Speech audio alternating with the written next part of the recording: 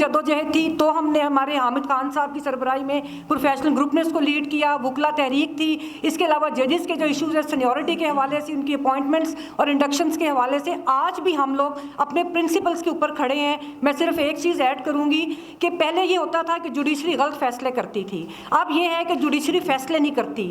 اور آپ نے دیکھا کہ 4 ماہ سے خواتین، معصوم شہری اور جو سیاسی ورکرز ہیں ان کی بیلز کو انہوں نے ڈیسائیڈ نہیں کیا. اور اب ہمیں پھر پتہ چلا ہے کہ ان ایف آئی آرز کے اندر ایڈیشن کر کے تو دوبارہ ان کے اوپر انہوں نے انٹیروگیٹ اور انویسٹیگیشن ان کے اوپر شروع کی. اس کا مقصد یہ ہے کہ ان شہریوں کو جو کیونکہ بیلز کے ڈیسیژن کا وقت آ رہا ہے تو اس کو مزید پرولونگ کیا جائے. اسی طرح پاکستان کی تاریخ میں جو خواتین سیاسی ورکرز کا جذبہ ہم نے اب دیکھا اور جس طرح خواتین کی شمولیت تھی اس کو ڈسکریج کرنے کے لیے جو کیا جا رہا ہے اس میں جوڈیشری برابر کی شریک ہے. اور مجھے بہت افسوس کے ساتھ کہنا پڑتا ہے کہ صرف یہ نظر آ رہا ہے کہ پاکستان کے اندر سیاسی نظام کو پنپنے نہیں دینا.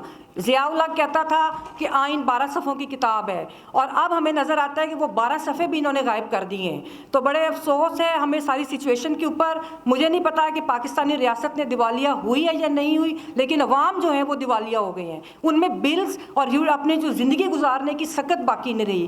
میں سیاسی جماعتوں سے بھی مطالبہ کرتی ہوں کہ جن کی پہلی ذمہ داری تھی اور سب کمپرومائز سیاسی جماعتیں تھیں جنہوں نے عوام کے لیے کبھی نہیں سوچا، نہ ججز کا احتساب کیا، نہ جرنیلوں کا احتساب کیا.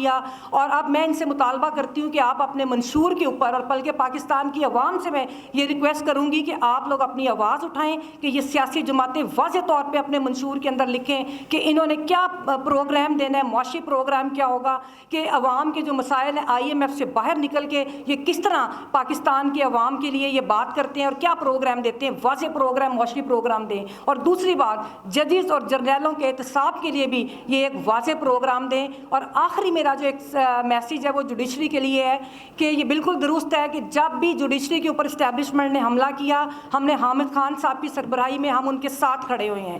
لیکن آپ نے دیکھا کہ جوڈیشری کے لیے بڑی مثالیں موجود ہیں. بہت انٹیگریٹی والے ججز ہمارے جوڈیشل نظام کا حصہ رہے ہیں. کارنیلیس صاحب تھے، جسٹس کارنیلیس تھے، ان کے بعد جو کے ایم سمدانی صاحب تھے، رستم کیانی صاحب تھے. ان لوگوں نے کبھی اسٹیبلشمنٹ سے کمپرومائز نہیں کیا. اور آخر میں آپ نے دیکھا جسٹس وقار سیٹھ صاحب تھے. تو اس لیے اگر یہ چاہتے ہیں تو ہمت کریں، پوری قوم ان کے ساتھ کھڑی ہے. وکلا تو کھڑے ہی ہیں، پروفیشنل گروپ تو ہمیشہ اصولوں کے ساتھ کھڑا رہا اور ہمارا نعرہ مزاحمت ہے اور ہم آخری وقت تک اپنی مزاحمت کو جاری رکھیں.